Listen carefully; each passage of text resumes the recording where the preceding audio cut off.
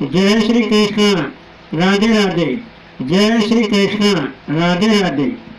श्री राधे कृष्ण, राधे कृष्ण, राधे कृष्ण राधे। श्री राधे कृष्ण, राधे कृष्ण, राधे कृष्ण राधे।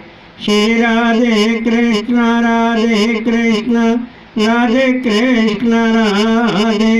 श्री राधे कृष्ण, राधे कृष्ण, राधे कृष्ण राधे। श्री राधे कृष्ण, राधे कृष्ण, राधे कृष्ण राधे। श्री राधे कृष्ण, राधे कृष्ण, राधे कृष्ण राधे। गोविंद जय जय, गोपाल जय जय, गोविंद जय जय, गोपाल जय जय, राधा रमण हरि गोविंद जय जय, गोविंद जय जय, गोपाल जय जय, गोविंद जय जय, गोपाल जय जय, राधा रमण हरि गोविंद जय जय। शिव जी वर्ण करते हैं कि शौनकादि ऋषि। अब राजा मुनि शाप से शापित हो गए और वो शुकताल में गंगा के तट पर बैठ गए। गंगा की बालका में बालू से उच्च आसन बनाकर राजा परीक्षित अनशन व्रत पर बैठ गए। त्याग शब मन लगा भगवान, गंगा तट बैठे अनशन जाना। बहुर ऋषि मुनि सशेष पधारे, वशिष्ठ चवन अत्रि भृगुशारे। अरिष्ट नेमि उतत सर्वाना, अंगिरा पराशर व्यास नाना। ऋषामित और वो परशुरामा, मेरा तिथ भरद्वाज तमाम। ये सारे ऋषि आकर बैठ गए कि राजा को क्या हो गया, ऐसा कौन सा अपराध कर दिया राजा ने। सारे राजा के उद्धार के लिए आकर बैठ गए हजारों ऋषि मुनि। राजा को घेर कर बैठे हुए हैं। नगर के सदपुरुष भी आ गए कि राजा तो हमारे बड़े भाई थे, राजा से क्या हो गया, राजा से कौन अपराध हो गया। और सारे लोग हजारों की संख्या में ऋषि मुनि देवगण बैठ गए। और नारद जी, शिव जी, सारे देवगण वहां उपस्थित हो गए। राजा ने सबका बड़ा आदर सत्कार किया और राजा परीक्षित ने कहा कि ये मैं जानता हूं कि आप सभी वेदज्ञ शास्त्रज्ञ बड़े ज्ञानी ऋषि मुनि नगर के सत्पुरुष मेरे कृपा पात्र बनकर आए हैं।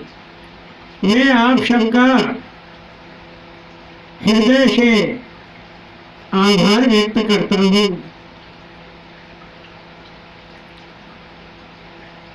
आपसे मैं दो प्रश्न पूछता हूं कि पहला प्रश्न है कि जीव को जीते जी क्या करना चाहिए, और दूसरा प्रश्न है जब जीव की मृत्यु सन्निकट हो तब क्या करना चाहिए। सारे ऋषि मुनि देवगण बड़े बड़े ज्ञानी, बड़े बड़े महापंडित एक दूसरे की ओर देखने लगे कि राजा को किस प्रकार उत्तर दिया जाए। राजा की भलाई के लिए सभी लोग राजा को साधु शाम कह रहे हैं, धन्य धन्य कर रहे हैं। राजा के राज्य में कलयुग का वास नहीं था। राजा ने कलयुग का दमन किया, अपने राज्य में नहीं रहने दिया। राजा से ऐसा कौन अपराध बन गया जो आज राजा अपना सारा वैभव ऐश्वर्य त्याग कर यमुना के तट पर बैठ गए। राजा परीक्षित ये जानते हैं कि संत मुनियों की शरण में जाने से ही जीव की दुर्गति नहीं होती है, इसलिए वो गंगा के तट पर आए। गंगा का तट क्या है? गंगा का तट भगवान के प्रति श्रद्धा, आस्था, विश्वास और भक्ति प्रदान करता है। जीव का कल्याण हो जाता है, जीव इस भव सागर से तर जाता है। और ऋषि मुनि गंगा के तट पर आकर भगवान का ध्यान करते हैं, दिन रात भगवान नाम रटते रहते हैं।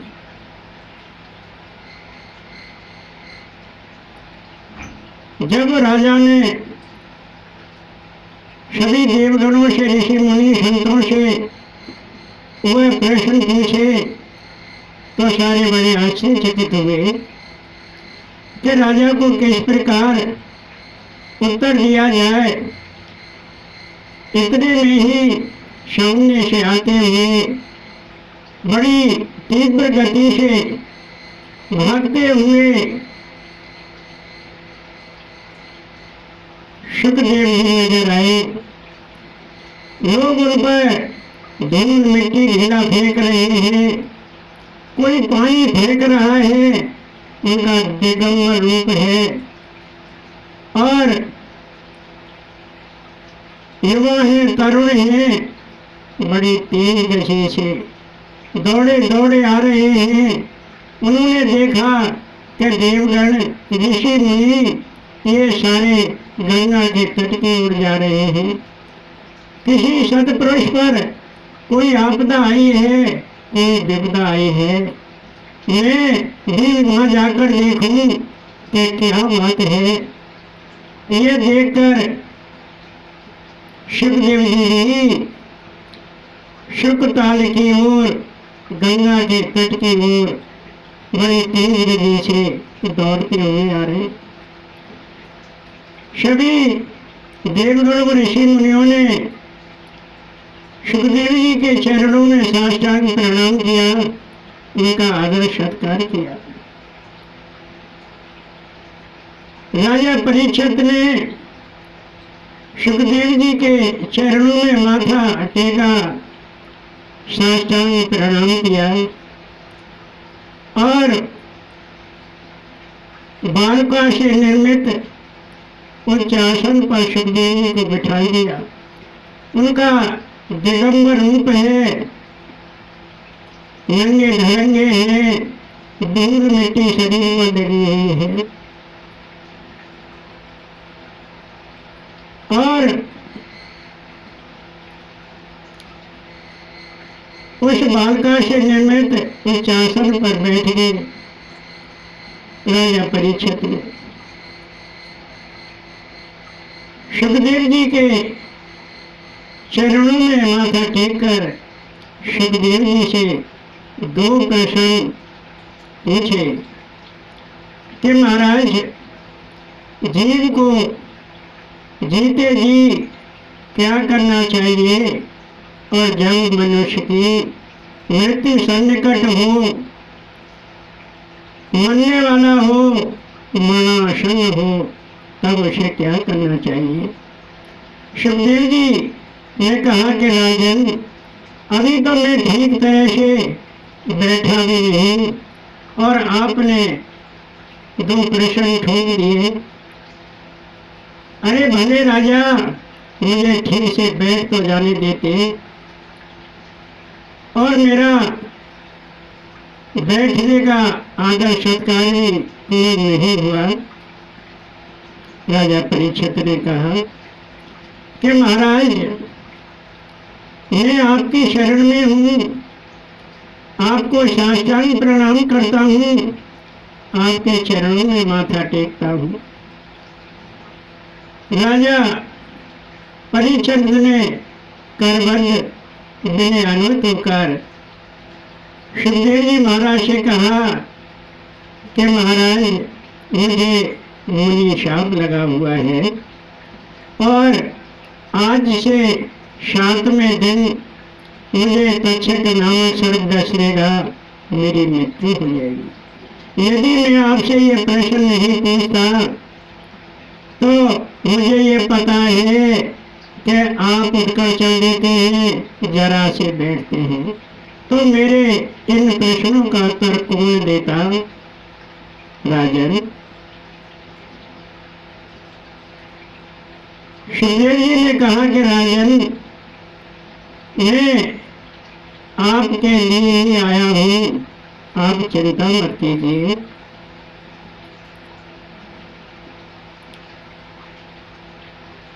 मैं आपका कल्याण करके जाऊंगा, आप किसी बात की चिंता मत कीजिए। 7 दिन का समय है ना, आप भगवान नाम रटते रहिए, भगवान का ध्यान कीजिए। जब जीव भगवान नाम रटता रहता है, जब उसकी मृत्यु सन्निकट आती है तो उसे भगवान का नाम स्मरण करना चाहिए। भगवान को अपने हृदय में स्थापित करके इस संसार के सारे दृश्य प्रपंच को छोड़ देना चाहिए।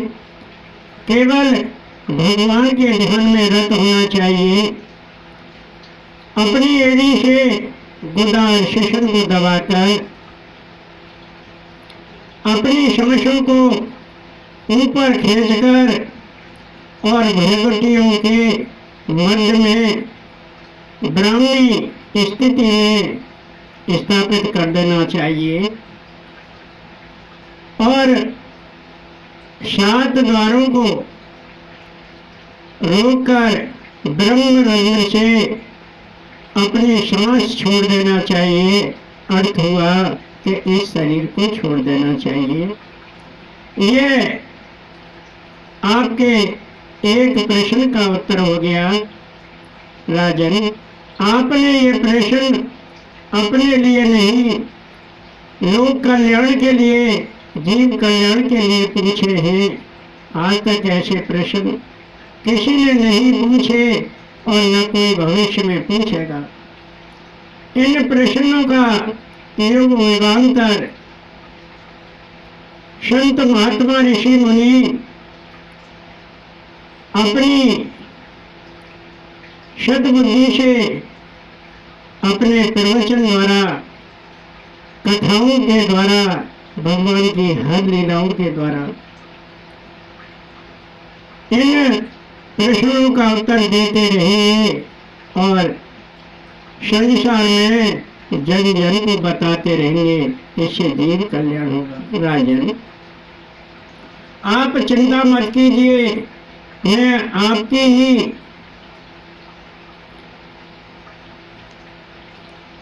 भय के निवारण के लिए मैं यहाँ पर आया हूँ।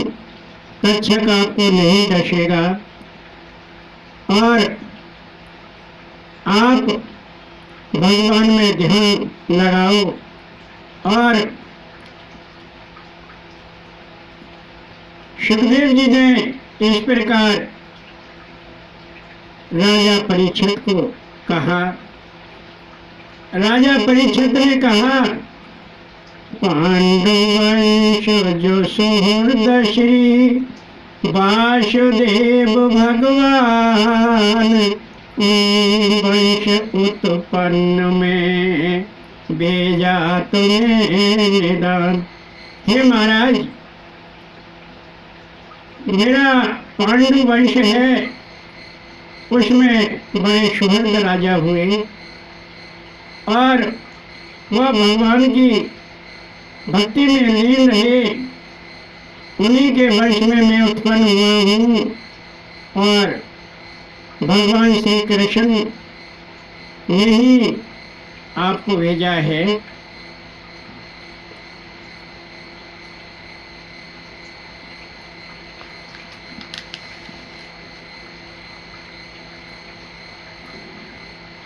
राजा ने जब इस प्रकार उन्हें सुखदेव जी को कहा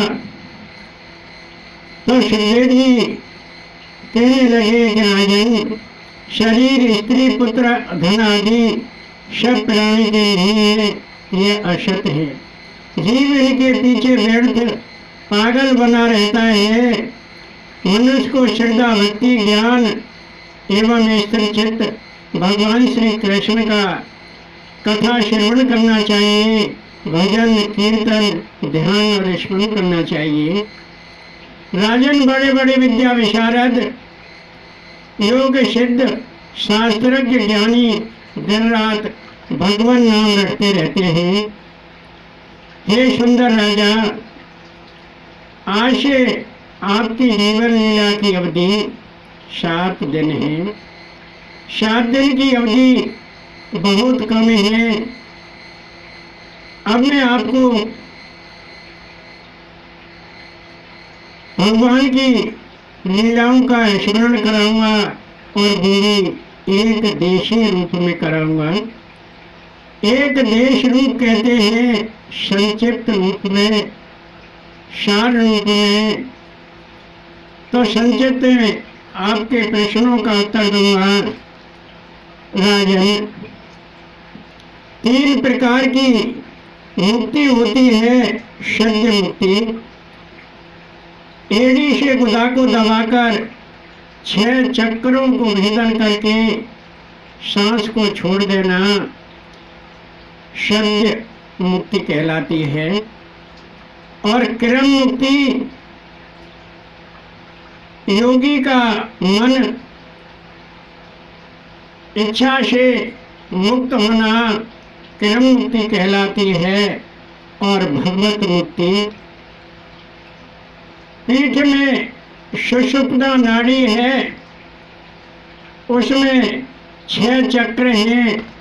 उन 6 चक्रों का भेदन करके जब सांस परम ब्रह्म परमात्मा में विलीन हो जाती है तो वो भागवत मुक्ति कहलाती है।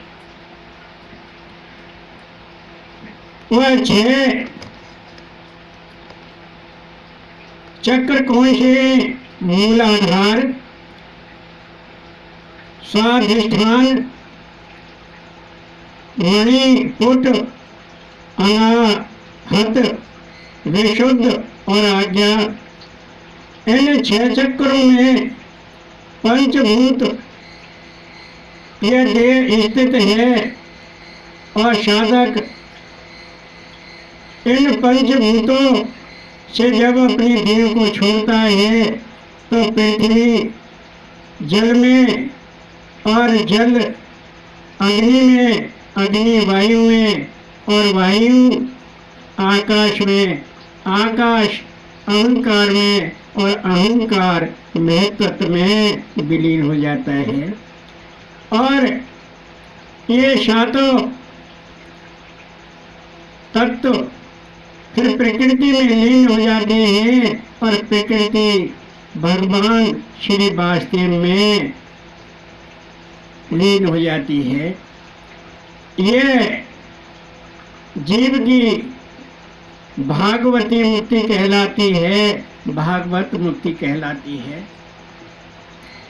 इस पंचमहा शरीर में विराट पुरुष बैठा हुआ है और ऋषि मुनि अपनी वाणी द्वारा उसका ज्ञान कराते हैं। भगवान श्री कृष्ण ही परम आश्रय हैं। भगवान की नाभि को आकाश और मस्तक को स्वर्गलोक और भूविलास को ब्रह्मलोक कहते हैं। देखो राजन, भगवान का महत्व चित्त है और इस चित्त में ही भगवान श्री वासुदेव विराजमान हैं। भगवान का रुद्र रूप अहंकार है और भगवान की मुख, भुजा, जांघ और चरण क्रमशः ब्राह्मण, क्षत्रिय, वैश्य और शूद्र हैं। सुखदेव जी वर्णन करते हैं कि राजन, जीव को भगवान का कथा श्रवण, कीर्तन, स्मरण चित्त वृत्ति से नित्य निरंतर करना चाहिए और अंत समय में उसको भगवान से साक्षात्कार हो जाता है और भगवान मिल जाते हैं। समय बहुत कम है, केवल 7 दिन है। सूची वर्णन करते हैं कि शौनक आदि मुनियों, सुखदेव जी ने राजा परीक्षित को प्रवचन दिया।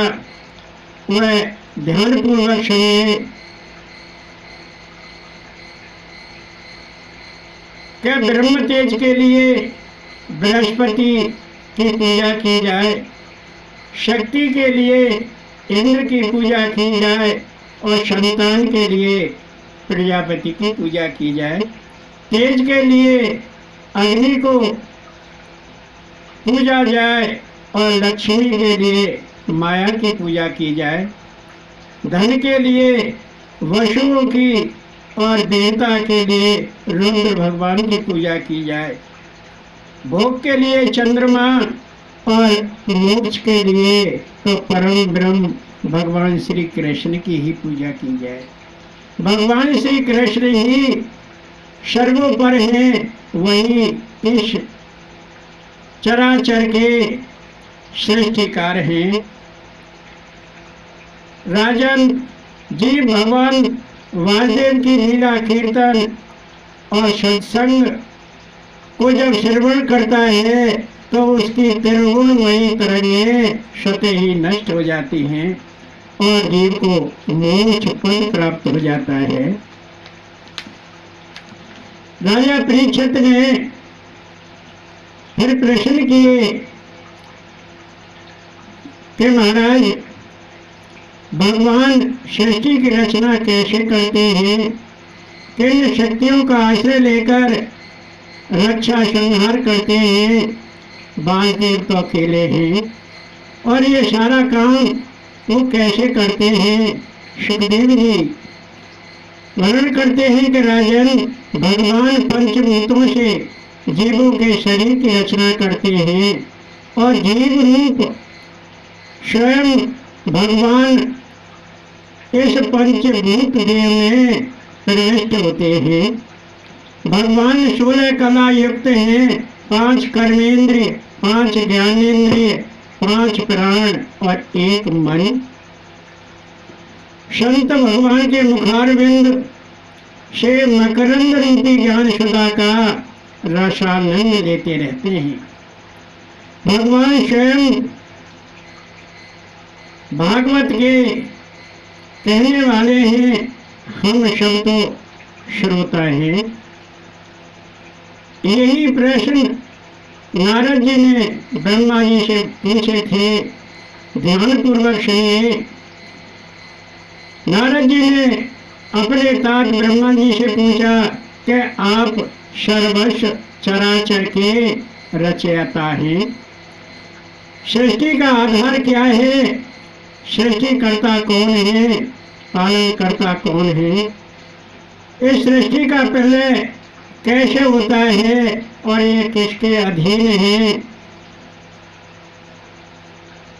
आपका स्वामी कौन है, आपको सृष्टि की रचना के लिए ज्ञान कहाँ से मिला, आपका स्वरूप क्या है, आपने अकेले ही इस सृष्टि की रचना कैसे की, आप स्वयं ईश्वर हैं और आपसे बड़ा कौन है? आप किसकी आराधना करते हैं, किसकी साधना करते हैं, किसका तप करते हैं? ये प्रश्न नारद जी ने ब्रह्मा जी से पूछा। शिव जी वर्णन करते हैं कि शौनकादि मुनियों,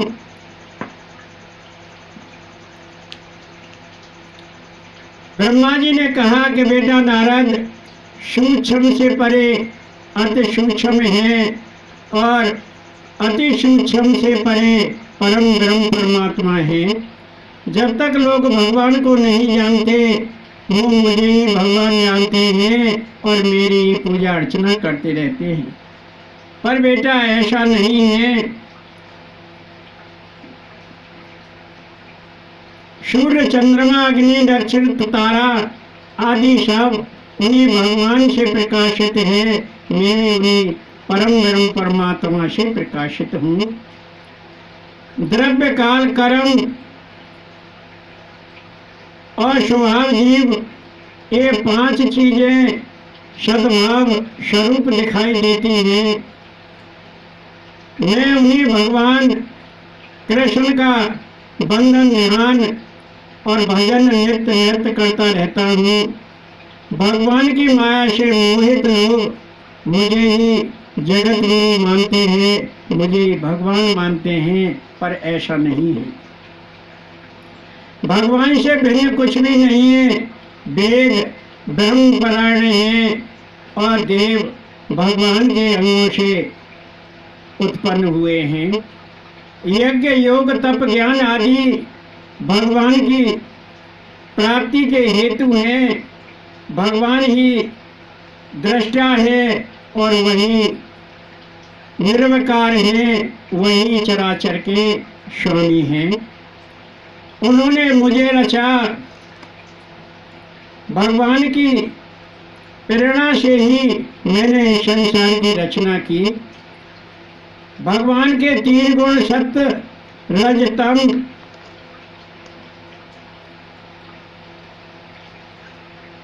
जीव को माया मोह में ढक लेते हैं और जीव भगवान को भूल जाता है कि वो कौन है और मुझे भगवान मानता है।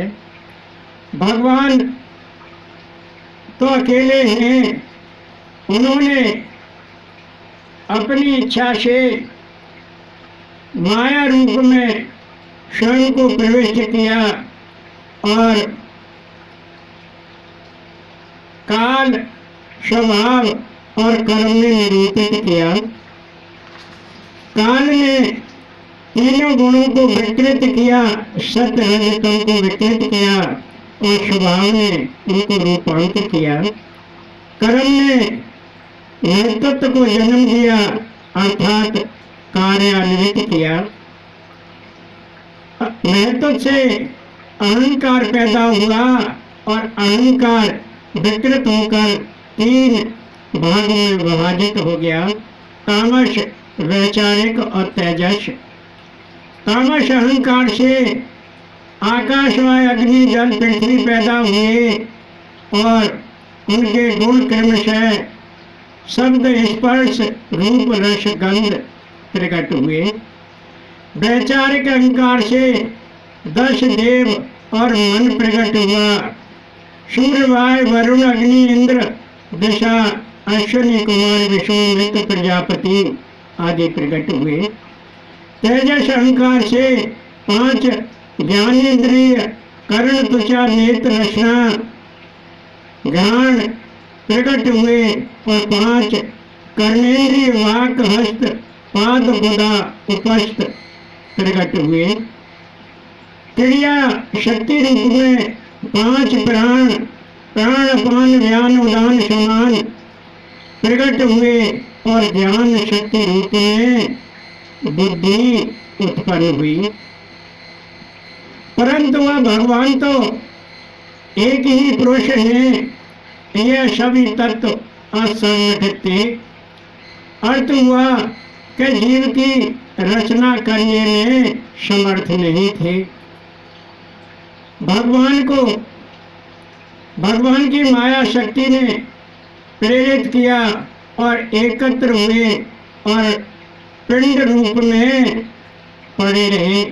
1000 वर्ष तक निर्जीव अंडा रूप में ये तत्व पड़े रहे।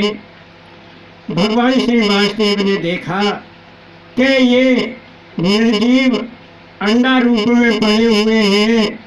भगवान ने काल स्वभाव और कर्म से अंडा को जीवित किया और उस अंडा को फोड़कर एक विराट पुरुष उत्पन्न हुआ।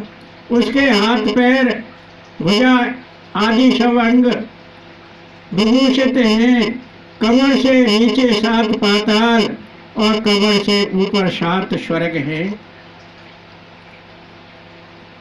बेटा नारद विराट पुरुष के मुख से भुजा, जान और पैर से 4 वर्ण पैदा हुए, ब्राह्मण, क्षत्रिय, वैश्य और शूद्र। भगवान के मस्तक में सत्यलोक है और वही ब्रह्म का निवास है। उसके नेत्रों से तेज प्रकट हुआ और नेत्र गोलक से चंद्रमा और सूर्य प्रकट हुए। त्वचा से यज्ञ वायु प्रकट हुए और रोमों से उद्भव जीव प्रकट हुए।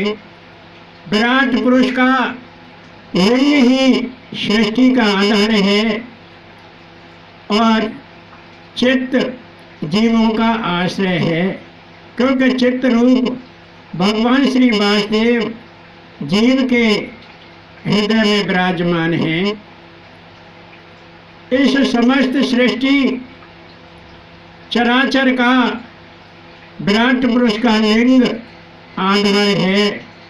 विराट पुरुष के एक पाद में सारी प्रकृति और लोक स्थित है। वानप्रस्थ ब्रह्मचारी सन्यासी का निवास तप, जप और ध्यान है। भगवान के अंश मात्र में समस्त जीव विद्यमान है। नारद, मुझे तुझे देव दैत्य आदि सबको भगवान का आश्रय प्राप्त है, पर वह अकेले हैं। भगवान की नाभि मन का उद्गम स्थान है। बेटा नारद, सृष्टि से पूर्व मुझे विराट पुरुष के शरीर में कुछ दिखाई नहीं दिया। मैंने उसके अंगों को बटोर कर वही यज्ञ किया, कुछ दिखाई नहीं दिया, सब कुछ निर्वात था। विराट पुरुष की प्रेरणा से मैंने इस सृष्टि की रचना की। भगवान ही विष्णु रूप में सृष्टि का पालन करते हैं और रुद्र रूप में सृष्टि का संहार करते हैं। लोग विराट पुरुष के तत्व को नहीं जानते, वह लीला अवतार है। समस्त चराचर भगवान का ही अंश रूप है। वही वैभव, लज्जा और विभूति स्वरूप है।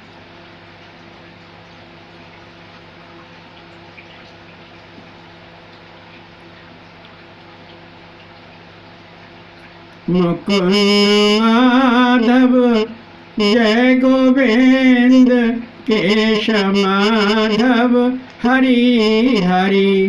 मुकुंद माधव जय गोविंद, केशव माधव हरि हरि। मुकुंद माधव जय गोविंद, केशव माधव हरि हरि।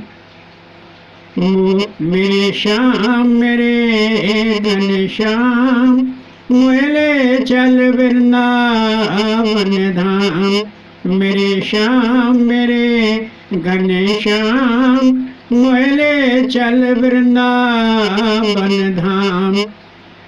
माला पहनाए समारूं चोटी, टीका लगाऊं बांध लंगोटी। मुकुट पहनाऊं मोर श्याम, मुझे चल वृंदावन धाम। मेरे श्याम मेरे घनश्याम मोहले चल वृंदावन धाम। पेड़न को तोए भोग लगाऊं, कनक लुटिया में जल पिलाऊं। साष्टांग करूंगी मैं प्रणाम, मोहले चल वृंदावन धाम। मेरे श्याम मेरे घनश्याम मोहले चल वृंदावन धाम। मेरे श्याम मेरे घनश्याम मोहले चल वृंदावन धाम। शिव जी वर्णन करते हैं कि राजन, भगवान 16 कला युक्त हैं, 5 कर्मेंद्रिय, 5 ज्ञानेंद्रिय और 5 प्राण, 1 मन। विराट पुरुष ने अपने निवास के लिए जल की रचना की। नर से उत्पन्न होने के कारण जल नार कहलाया, और नार में भगवान का वास है, इसलिए वह नार नारायण कहलाता है। भगवान श्री कृष्ण ने नाना रूपों में अवतार धारण किया है। जब जब इस लोक में आपदा आई है, पाप बढ़ा है, धरा धर्म और पृथ्वी की रक्षा के लिए भगवान ने अवतार धारण किए हैं। भगवान ने 24 अवतार लिए, जिनका वर्णन आपको संक्षिप्त में कराते हैं शनक आदि। 12 भगवान नारद, नर नारायण, कपिल, दत्तात्रेय, ऋषभ, पृथु, मत्स्य, धन्वंतरी, मोहिनी, नरसिंह, वामन भगवान। वामन भगवान का प्राकट्य प्रयागराज में हुआ था। भाद्रपद शुक्ल पक्ष द्वादशी को दिन के 12 बजे वामन भगवान का प्राकट्य हुआ था। परशुराम, जिन्होंने 21 बार पृथ्वी को क्षत्रिय विहीन कर दिया था। व्यास, जिन्होंने वेद के 4 भाग किए। राम, जिन्होंने मर्यादा का पालन किया। बलराम, भगवान श्री कृष्ण के छाया की तरह ढाल बनकर रहे। कृष्ण, जिन्होंने कंस का वध किया। हंस, भागवत का प्रवचन ब्रह्मा जी को कराया, जिन्होंने चतुपदीय भागवत ब्रह्मा जी को श्रवण कराई थी। भगवान नारायण ने हंस अवतार धारण किया था। हयग्रीव वेदवाणी का प्रवचन दिया, और कच्छप, मत्स्य, ये 22 अवतार हुए। 23वां अवतार कलयुग में मगध में अंजन के घर पुरुष रूप में बुद्ध अवतार प्राकट्य हुआ, और 24वां अवतार कलयुग के अंत में संबल ग्राम में ब्राह्मण के घर में कलिक रूप में अवतार होगा। इस प्रकार भगवान के 24 अवतार हैं। भगवान श्री कृष्ण अवतारी हैं, अवतार नहीं हैं।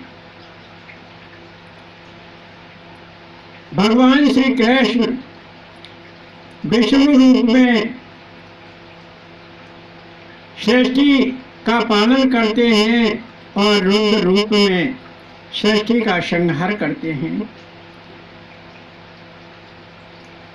सृष्टि के पालन के समय विष्णु, धर्म, देव, राजा आदि उपस्थित रहते हैं, और प्रलय के समय रुद्र, काल, अधर्म, क्रोध आदि उपस्थित रहते हैं। भगवान अपनी शक्ति द्वारा इन माया विभूतियों को समय समय पर उत्पन्न करते रहते हैं, परंतु वह अव्यक्त भगवान श्री कृष्ण अकेले ही हैं। भगवान की बड़ी विचित्र माया है। मैं तुम शिव मनु, शिवदेव, भीष्म, विदुर, ध्रुव गए, हनुमान, जनक, गादी शिव, ये ही भगवान के बारे में जान पाते हैं। सभी जीव अपने स्वभाव के अनुसार कर्म करते हैं। बेटा नारद, तुम इन्हीं भगवान की कथा का विस्तार करो, भगवान की लीलाओं का विस्तार करो और लोगों की भक्ति को भगवान के प्रति जागृत करो। सूची वर्णन करते हैं कि शौनक आदि मुनियों, आप सभी बड़े सौभाग्यशाली हैं कि भगवान के अनुग्रह से इस भागवत का श्रवण कर रहे हैं, भगवान की कथा अमृत का पान कर रहे हैं। जन्म मरण के चक्कर से आप छूट जाएंगे। व्यास जी ने बड़ी श्रद्धा से वही भागवत अपने पुत्र सुखदेव को सुनाई थी और सूत जी के मुखार,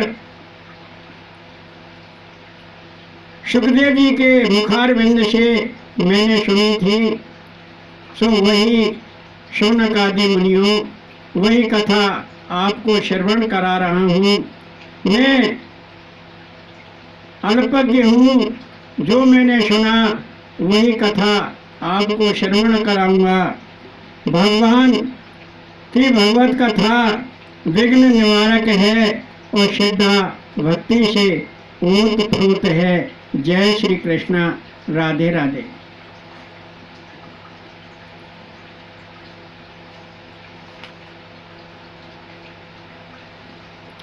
स्वामी अपने चरण लगाना, मुए भाए ये जमाना। स्वामी अपने चरण लगाना, मुए भाए ये जमाना। मैंने दर दर ठोकर खाई, मेरा कोई न हुआ सहाई। मुझे मिला न कहीं ठिकाना, स्वामी अपने चरण लगाना। मुझे भाए न ये जमाना, स्वामी अपने चरण लगाना। सब है सारथ के साथी, गमाया तन जैसा हाथी। हरि भूला बहुत पछताना, स्वामी अपने चरण लगाना। मुए भाए नए जमाना, स्वामी अपने चरण लगाना। वो माया की तृष्णा भारी, अटकी नहीं निकल सुखारी। प्यारे तुम ही एक निदाना, मुए भाए नए जमाना। स्वामी अपने चरण लगाना, मुए भाए नए जमाना। हर बीती याद नहीं कीना, तुम्हें दीनानाथ में दीना।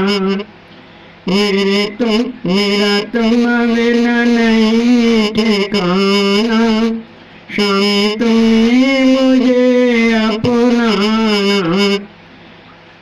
स्वामी अपने चरण लगाना, मुझे भाए नए जमाना। स्वामी अपने चरण लगाना, मुझे भाए नए जमाना। जय श्री कृष्ण। राधे राधे। जोर से बोलिए जय श्री कृष्ण। राधे राधे। जय श्री कृष्ण। राधे राधे।